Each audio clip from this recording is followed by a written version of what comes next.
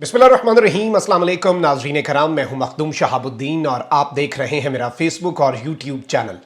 उम्मीद करता हूं आप सब लोग बखैर वाफियत होंगे और जहां भी होंगे अपने अहले खाना समेत खुश भी होंगे और महफूज भी। नाज़रीन कराम, वज़ीर आज़म शहबाज शरीफ की गाड़ी पर फायरिंग का वाक़या, ये वाक़या कुछ घंटे पहले पेश आया है, लेकिन क्या वजूहात हैं कि इस वाक़े को मीडिया कवर नहीं कर रहा, इस वाक़े को छुपाया जा रहा है और मुल्जिम कौन निकला है। ये डेवलपमेंट्स बड़ी इंटरेस्टिंग लेकिन बहुत ज़्यादा अलार्मिंग भी हैं। इसके साथ ही साथ इंतहाई कदम उठ चुका है, क्योंकि नैब टीम इमरान खान और बुशरा बीबी के लिए जमान पार्क पहुंच चुकी है। वहां पर क्या कुछ होता रहा, ये डेवलपमेंट्स भी आपके सामने रखनी है। वजीर आजम शहबाज शरीफ की मुलाकात हुई एपिक्स कमेटी से पहले आर्मी चीफ और DGISI से। उस मुलाकात की इंपॉर्टेंस का भी आपको अंदाजा है, उस पर भी बात कर लेंगे। लेकिन इस सब के अंदर एंकर इमरान रियाज खान है और उस सब के अंदर उनके हवाले से एक बड़ी मुलाकात का दावा किया जा रहा है और यह कहा जा रहा है कि एंकर इमरान रियाज जो हैं उन्होंने अपना सॉफ्टवेयर खुद अपडेट किया है और वो एक ताकतवर शख्सियत से मिले हैं। ये दावा क्या है, इस दावे में हकीकत क्या है और ये दावा कहां से आ रहा है, मैं ये सारी की सारी चीजें एक एक करके आपके सामने रखता हूं। लेकिन सबसे पहले आपको तजुर्बाकारों की तजुर्बाकारी और एक तजुर्बागाह है पाकिस्तान, लेकिन इस मरतबा जो तजुर्बा किया गया उस तजुर्बे में ये पूरी लेबॉर्ट्री जल गई है। तो एक और खबर सुने और सर धुने। पाकिस्तान ने IMF के साथ पॉलिसी रेट बढ़ाने पर इत्तफाक कर लिया है।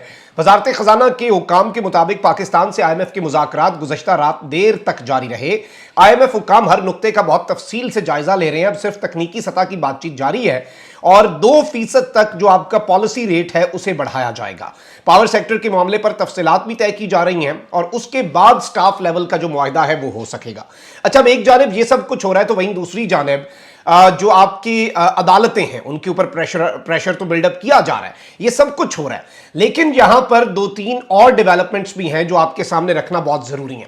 अच्छा, अब यहां पर नाज़रीन करम आपको पता है कि चेयरमैन नैब जो है उन्होंने इस सारे मामले के अंदर पिछले भी जो चेयरमैन नैब जिन्होंने इस्तीफा दिया है वो ऑब्वियसली इस हुकूमत की तरफ से लगाए गए थे, किसी पर्पस के तहत लगाए गए थे और नून लीग को लग रहा था कि वो उनके लॉयल हैं, क्योंकि उनके वाले से ये बात आई कि एक मरतबा उन्होंने ऑन ड्यूटी कुछ टैप किया था कुछ फौजी लोगों का और फौज के वाले से चीज़ें, और मियां नवाज शरीफ साहब की जो ट्रस्ट है उसे विन किया था मियां साहब के ट्रस्ट को।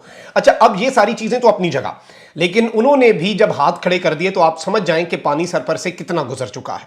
अब यहां पर क्या मामला हुआ है कि एक जानिब तो चेयरमैन नैब गए हैं और जाहिर शाह जो है उन्हें कौमी एहतसाब ब्यूरो का चेयरमैन तैनात कर दिया गया है और इन्हें कौमी एहतसाब एक्ट 1999 की सेक्शन 6B के तहत चेयरमैन नैब तैनात किया गया है और इनकी तैनाती 22 फरवरी से की गई है और वो इस ओहदे पर नए चेयरमैन के इंतखाब तक काम करते रहेंगे।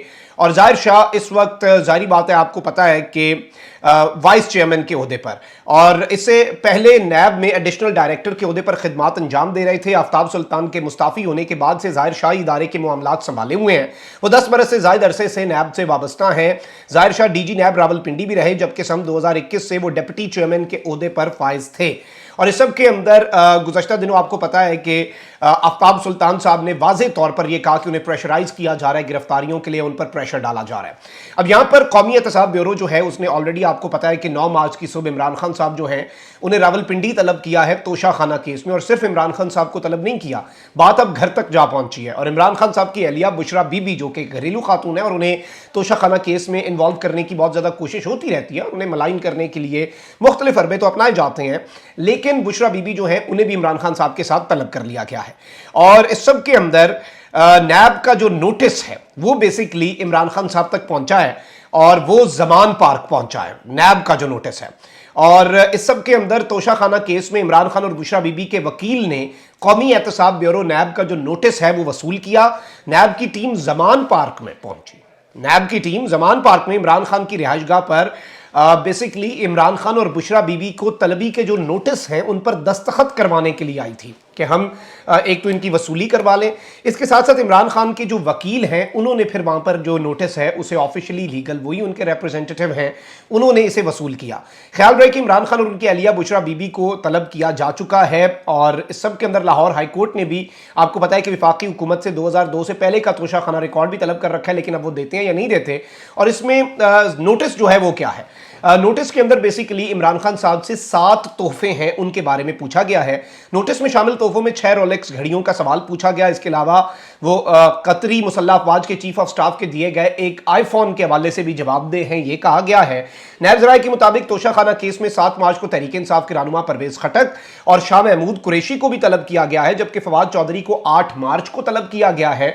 और इमरान खान साहब के हवाले से नैब टीम जो है जो जमान पार्क पहुंची है उसने 9 तारीख के बेसिकली ये जो तलबी के नोटिस हैं ये जारी कर दिए हैं। अच्छा नाज़रीन किराम, अब 2 बड़ी खबरें हैं। एक जानिब तो ये मामला आपके सामने है, वहीं दूसरी जानिब आपको पता है कि इमरान रियाज खान हमारे भाई, हमारे बड़े हैं और उन्हें दूसरी मरतबा गिरफ्तार भी किया गया। और उस सब के अंदर आपको ये मालूम होगा कि जब उनकी गिरफ्तारी के लिए, एहतजाज के लिए मैं भी लिबर्टी चौक गया और वहाँ पर मैंने एक तकरीर की जिसमें मैंने बताया, ये जो पीछे आप तस्वीर देख रहे हैं ना जिस शख्स की, ये जिंदा है आज भी, इसने सवाल पूछा था वो कौन था, तो हमने तो जवाब दिया। उसके बाद हमारे लिए भी कुछ हालात ख़राब करने की कोशिश की गई। I had to leave the country और जो भी मामलात थे, अनअवॉइडेबल सर्कमस्टांसेस आप कह लें। तो अब बेसिकली हो क्या रहा, अब यहाँ पर एक सोशल मीडिया के ऊपर नैरेटिव बिल्डअप किया जा रहा है। 3-4 सहाफ़ी हैं, उनकी तरफ से एक दावा आया है कि एक टक्कर के आदमी हैं, उन्होंने एक ब्रिगेडियर से मिन्नतें की हैं, उनके पाँव पकड़ लिए हैं, माफ़ी तलाफ़ी की है। और इस हवाले से एक और खबर भी आई कि टक्कर के लोग रात की तारीकी में इस्लामाबाद में एक ब्रिगेडियर से मुलाकात में माफ़ी तलाफ़ी और मिन्नतें करते हैं और उनसे पूछा गया है कि हुजूर आपकी मुलाकात जो है उसकी वजाहत करें जो आपकी दरख्वास्त पर हुई। अच्छा, मैं इसमें एक चीज़ आपके सामने रख दूं कि एक सहाफ़ी की मुलाकात किसी से कोई मसला नहीं है। मुझे आज नवाज शरीफ साहब बुलाएं, मरियम नवाज बुलाएं, बिलावल साहब बुलाएं, जरदारी साहब बुलाएं, इमरान खान साहब बुलाएं, मेरी ये जिम्मेदारी है मैं खबर के वसूल के लिए उनके पास जाऊँ। मुझे मिलिट्री लीडरशिप में से कोई बुलाए, मैं उनके पास भी जाना चाहिए। अच्छा, मुलाकात तो मैं समझता हूँ उसमें कोई हर्ज नहीं होता किसी भी वक्त पे और किसी भी लम्हे में, जितने मर्जी इख्तलाफात हों। और इदारे के साथ तो हमें कोई इख्तलाफ है ही नहीं, वो इदारा तो हमारा अपना है, इदारे के बगैर तो हम भी कुछ नहीं है, हमारे बगैर इदारा कुछ नहीं। लेकिन वो चीज़ नहीं है और मैं यहाँ पे इदारे को अंडरमाइन नहीं करना चाह रहा, लेकिन इस तरह की खबरें फीड क्यों की जा रही हैं, इस तरह की खबरें क्यों मार्केट में लॉन्च की जा रही हैं। और अगर इमरान रियाज एक ब्रिगेडियर से मिले हैं और आपके मुताबिक आप बड़े मुहिब वतन बन रहे हैं ये खबर दे के, मैं उन्हें डिफेंड अभी नहीं कर रहा, मैं सिर्फ एक सवाल पूछ रहा हूँ। आपके मुताबिक इमरान रियाज ने एक ब्रिगेडियर साहब से इस्लामाबाद में रात की तारीकी में खुद दरख्वास्त करके मीटिंग की और इमरान रियाज ने उन ब्रिगेडियर साहब की मिन्नत तरले की है। अब ये बात आप इमरान रियाज से वजाहत मांग रहे हैं, यानी आपको ये बात फिर किसने बताई है? इमरान रियाज ने तो नहीं बताई। तो आप टेक्निकली उन्हें एक्यूज कर रहे हैं कि उन्होंने आपको ये खबर फीड की है। इनडायरेक्टली आप उनका नुकसान कर रहे हैं, इमरान रियाज का नहीं, क्योंकि पीपल नो कि कौन इस वक्त टक्कर का आदमी है और कौन टक्कर ले चुका है और कौन अवाम की बात करता है और कौन जो है वो इस मुल्क की बात करता है, कौन पाकिस्तान की बात करता है। अवाम जज हैं हमारे। हमने किसी अदालत, अगर किसी अदालत में सुरखरू होना है तो हमने अवाम की अदालत में सुरखरू होना है और अगले जान सुरखरू होना है, उसके अलावा दुनिया में कोई इस तरह की चीज़ें नहीं होती। तो ये बेसिकली ये हो रहा है कि जी इमरान रियाज का इलाज हो गया, इमरान रियाज का सॉफ्टवेयर जो है वो अपडेट हो गया, फला हो गया, डिमका हो गया, ये हो गया, वो हो गया। तो ये सारी की सारी चीज़ें जो हैं ये लग़्व हैं, इनमें कोई हकीकत नहीं है और इनका हकीकत से किसी किस्म का कोई ताल्लुक नहीं है, मार्क माई वर्ड्स। अच्छा, वहीं दूसरी जानिब आपको पता है कि इस वक्त आपके सूबा पंजाब के अंदर भी, पूरे पाकिस्तान में अंधेर नगरी चौपट राज है, पंजाब के अंदर एक मुबैना निगरान हुकूमत है। ये निगरान हुकूमत नहीं है, ये एक मुबैना नाम नेहाद, या ये डिबेटेबल है कि ये निगरान है भी कि नहीं, क्योंकि आई पर्सनली थिंक कि हमजा शहबाज होते अगर आज वजीर आला पंजाब, तो वो भी इतने बेहतरीन अंदाज में पीटीआई को विक्टिमाइज ना कर सकते, खुल के ना खेलते शायद इतना। मरियम नवाज शरीफ साहिबा शायद होती, मरियम नवाज से आप एक्सपेक्ट कर सकते हैं, वो तो कुछ भी कर सकती हैं, तो मरियम नवाज से वैसे आप एक्सपेक्ट कर सकते हैं। अच्छा, एक जानिब इनकी सारी की सारी तवज्जो आपको पता है, आपके मुल्क के अंदर मईशत दिवालिया हो रही है, आपके मुल्क के अंदर दहशतगर्दी की लहर सर उठा रही है, आपके मुल्क के अंदर security, law and order, economy, political instability, सब कुछ हो रहा है। क्या हो रहा है? आपकी स्टेट मशीनरी किस चीज़ पे लगी हुई है जी? विक्टिमाइज करने पे।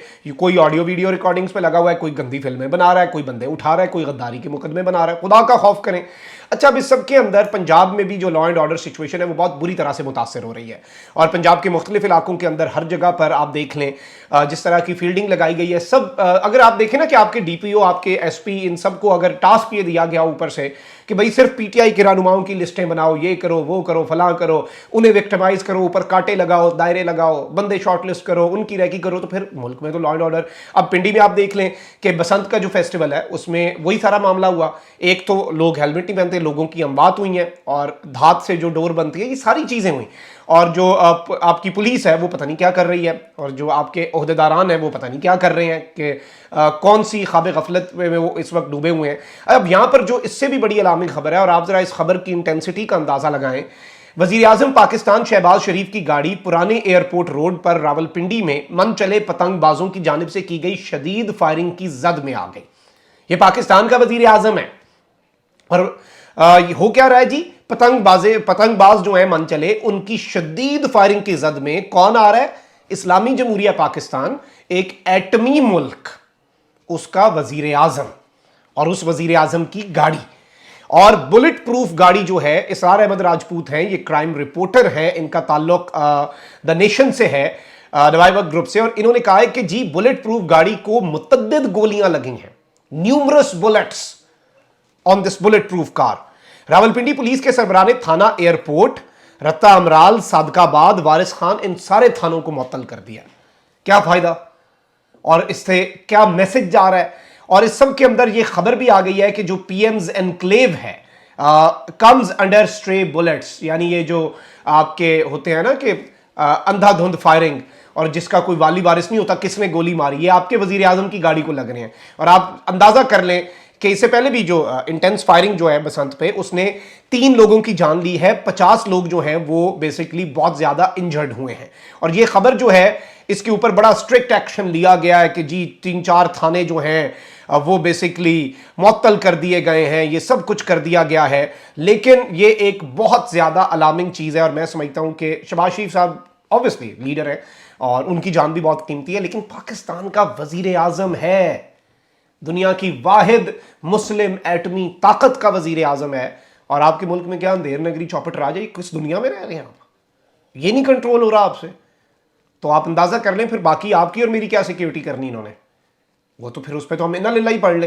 ये इस वक्त हमारे मुल्क में, क्योंकि प्रायोरिटीज राइट नहीं है ना, प्रायोरिटीज कुछ और है, काम किसी और पे लगे हुए हैं। अपना बहुत ख्याल रखें। अल्लाह निगहबान। पाकिस्तान जिंदाबाद।